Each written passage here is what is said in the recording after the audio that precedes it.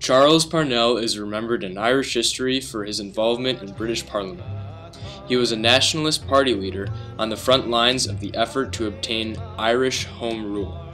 Parnell was one of the most influential figures during the 19th century in Britain and Ireland. Charles Parnell was born on June 27, 1846, in County Wicklow. His family was Anglo-Irish and Protestant, but despite ties to Britain, the Parnell family opposed the Act of Union and supported Catholic emancipation. Charles's upbringing was heavily influenced by Britain. He attended school in England, used English speech patterns, and came to possess English mannerisms. Despite his English influences, Charles shared his family's dedication to the Irish cause. Parnell was first elected to the House of Commons as a Home Rule League Member of Parliament in 1875 at the age of 29. He became affiliated with the more radical side of the Home Rule League and worked with other politicians. He worked with them and played a leading role in a policy of obstructionism. Obstructionism was a tactic used to force the House of Commons to pay more attention to Irish issues which had previously been ignored.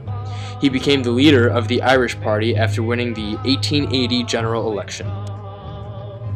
Throughout the years, he continued to fight for Irish rights. He achieved some success with the 1881 Land Act, which gave Irish tenant farmers more rights. Parnell spoke out, saying that the Land Act was not enough and was arrested for encouraging further disturbances. In 1882, Parnell agreed to the Kilmainham Treaty, which reformed the Land Act. As a result, tenants were to obtain substantial concessions. Parnell slowly built up support in Parliament for Irish Home Rule. With a strong presence in the House of Commons, the Irish Parliamentary Party now had political leverage that it could use to gain an advantage in negotiations with English political groups. The desire of English politicians to gain the allegiance of the Irish Parliamentary Party led to a bidding war between parties. In 1885, William Gladstone, a British Liberal, offered Irish Home Rule in exchange for the support of the Irish Parliamentary Party. By 1886, the Liberal Party had seized control of Parliament, and a bill for Home Rule was up for a vote. However, the bill was defeated due to defections from some members of the Liberal Party. Despite being shot down, Home Rule had become the biggest issue in British politics. Parnell and his party were gaining momentum towards their ultimate goal of Irish Home Rule. In 1889, Parnell was the leader for the Irish Nationalists. He commanded a large presence in the House of Commons and continued to pursue Irish Home Rule. At the pinnacle of his political power, it all came crashing down for Parnell. He was listed as a co-respondent in a divorce case by Captain William O'Shea. Parnell was found guilty in court and his public image took a hit. At the time, in Ireland, divorce was not taken lightly.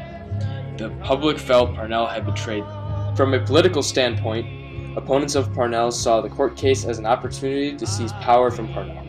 Through the controversy, Parnell managed to be re-elected as the leader of the Irish Party. However, despite being re-elected, he was eventually dropped as a representative for the party, after British Parliament members requested him to step down from his post. After his fall from power, he returned to his home in Brighton, England. On October 8, 1891, Parnell died of rheumatic fever at the age of 45. He was buried 5 days later at the Glasnevin Cemetery in Dublin. The funeral was attended by over 200,000 people. Parnell is remembered in Irish history because of the success he was able to achieve in Parliament. His contemporaries praised his brilliance and determination. Future Prime Minister H.H. Asquith described Parnell as one of the 3 or 4 greatest men of the 19th century. His fight for Irish Home Rule was the closest Ireland came to self-rule until the conclusion of the Easter Rising and the Anglo-Irish War 30 years later. Had Parnell not been taken out of power, there may not have been such deadly conflicts across Irish history.